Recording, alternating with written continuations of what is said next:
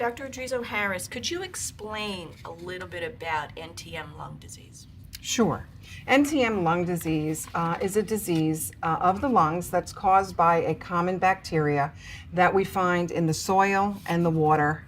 We are exposed to it pretty much every day. However, most patients, most people will not come down with NTM lung disease. It mostly affects patients with pre-existing lung diseases such as bronchiectasis or COPD. There are multiple causes of NTM lung disease. However, 80% of the cases are caused by Mycobacterium avium complex, otherwise known as MAC. Why is it important for people to be aware of NTM lung disease? Well, NTM lung disease is considered a rare disease. However, it's becoming more common.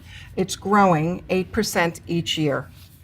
This, in 2018, last year, it was estimated that 75,000 to 105,000 patients were diagnosed with NTM lung disease just in the United States. Symptoms can be cough, fatigue, or shortness of breath, and in some cases, an NTM infection can cause severe, even permanent damage to the lungs. Darriel, you said you were diagnosed with this NTM lung disease.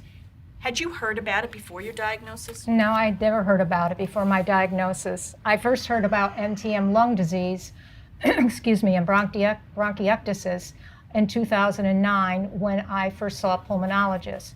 The doctor suspected that I had the disease because of some chest discomfort I was having and an abnormal chest CAT scan of my lungs. But it wasn't until years later, as we mentioned earlier, that I was diagnosed. NTM lung disease is one of the conditions that not everyone knows about, but it's important that we are talking about it today. Mm-hmm.